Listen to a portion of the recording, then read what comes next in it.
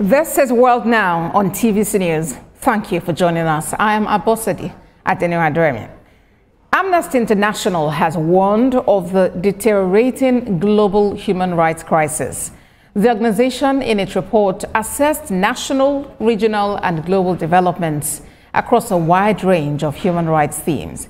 It says among the issues that hinder human rights are violations in armed conflicts, repression of dissent, discrimination, economic and climate injustice, and the misuse of technology to infringe on human rights.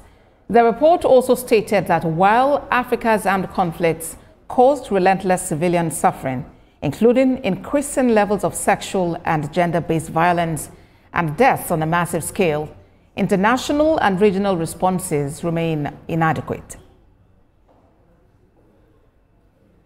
Let's bring in Country Director, Amnesty International Nigeria, Isah, who joins me live via Zoom. Good to have you join us on World Now. Now, Amnesty International in that report warned of the deteriorating global human rights crisis.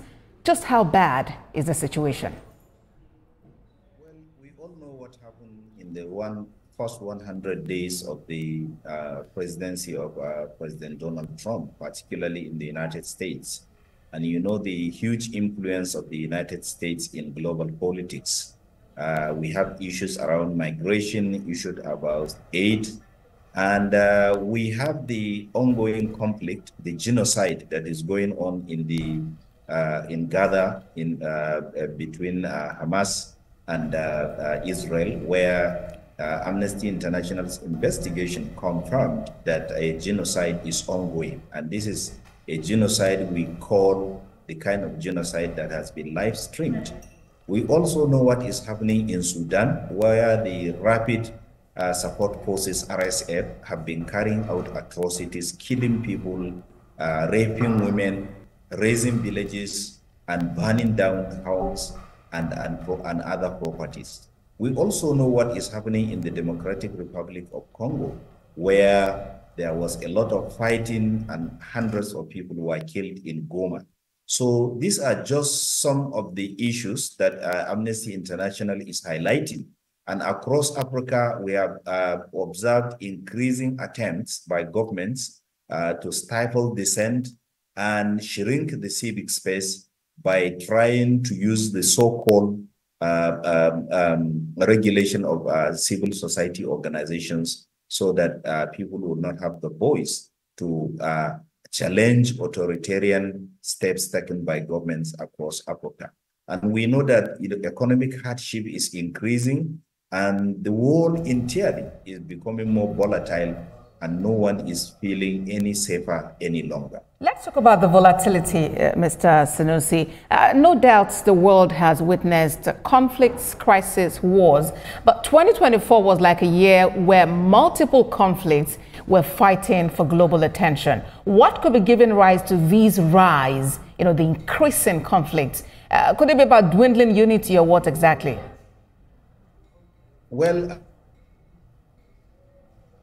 International Criminal Court had declared a position on the ongoing genocide in Gaza.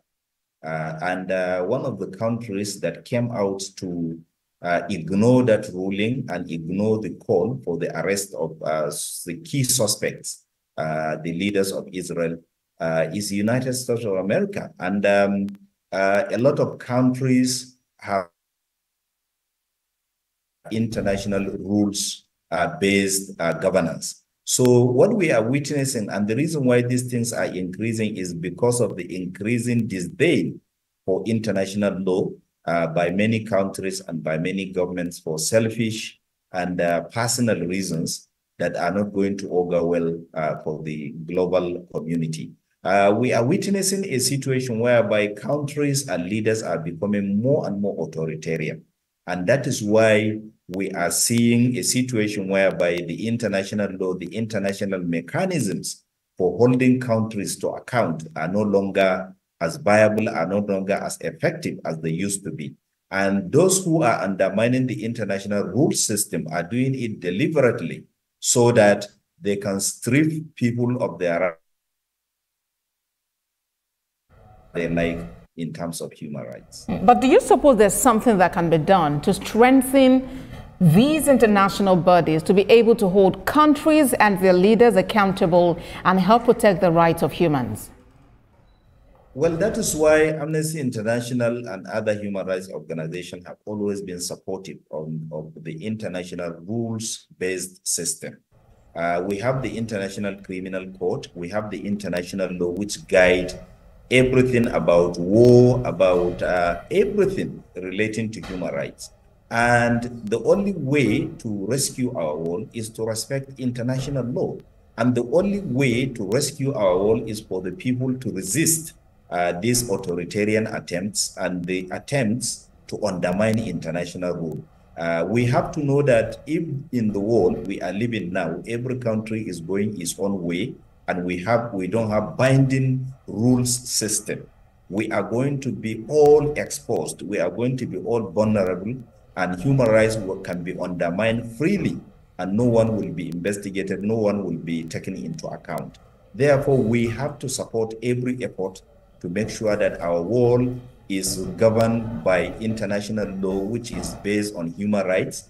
And we have to make sure that wherever there is authoritarian moves, we have to resist it, we have to push it back, we have to disrupt it, and we have to make sure that human rights are protected. Like what is happening in Gaza is really unfortunate, and no one can believe that in this century, this kind of horrible atrocity can happen, where children are killed every day, where homes are, and the world is just appearing helpless. And this is the kind of thing that we should not accept, and we have to push back and we have to resist. I'm talking about pushing back and resisting. I'm wondering how, feasible or how much of influence really humans or groups can have, considering that the power brokers are some of the people behind some of these conflicts. They are the ones who speak, and other countries begin to get jittery. What modalities really can be taken? How loud can the voices of people and groups get in order to really penetrate them? Well, one of the things that we believe always is that we have the fundamental human rights, and we have to safeguard them. And one of the fundamental human rights across the world is the freedom of movement, freedom of assembly, freedom of expression. Now, if you look at the situation in the world, and anywhere where these authoritarian tendencies are creeping in, you will notice that there are attempts, there are efforts, fundamental freedoms. People are denied the right to protest, and people are attacked when they come out to stage protest.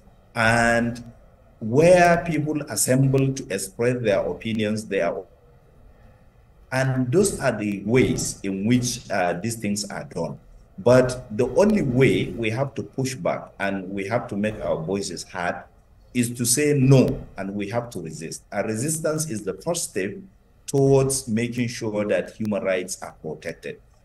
Even though we are dealing with powerful people, powerful institutions, billionaires who have a lot of money and who control a lot of many governments, but we are not helpless as a people. We can organize, form movements, come out and say that no, this thing cannot be allowed to continue.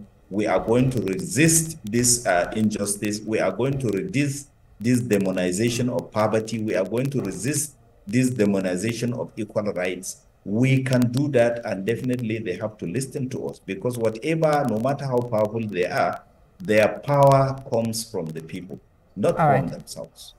All right, and going back to that report of, the state of the world's human rights, the report indicated that Africa, its armed conflict did not entirely gain international and regional responses. The responses were inadequate. What could be responsible for this, and what do you think that African leaders should learn from this?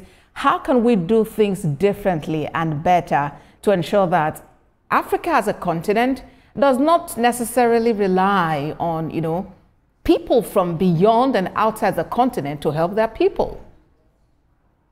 What happened actually in the last 24 months to 12 months shows that the world is what it is.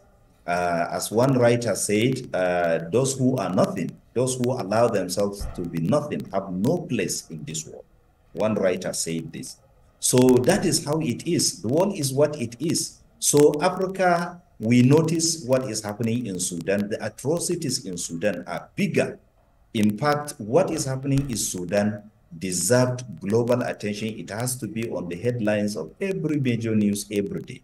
But because it is happening in Africa, no one even cares. And look at what is happening in the Democratic Republic of Congo.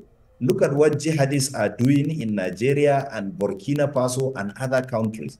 Therefore, we have to understand that the world is what it is. You can only matter if you make yourself to matter. We as Africans and the African nations have to be thinking of being nations ourselves, not looking up to other countries to do our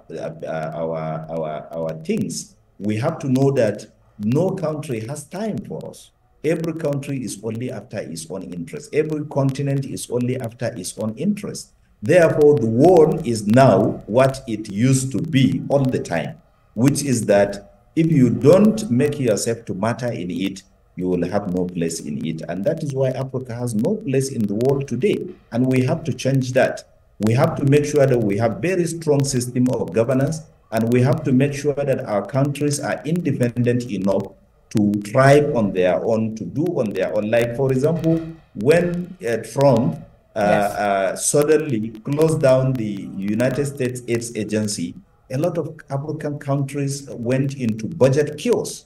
Therefore, that shows the level of dependence of our countries on the bigger nations. And we have to fight that. We have to be independent. We have to be on our own, and we have to make our continent to matter in today's global community and global politics. If not, the world will continue to ignore us, and nothing will happen, because what is happening in Gaza attracts more attention than what is happening in Sudan. Not because the atrocities are different, but because what is happening in the Middle East matters to the world much more than what is happening. And so Africa must arise to defend itself. Country Director, Amnesty International Nigeria, Isah, thank you very much for speaking to us on World Now on this report. Thank you for having me.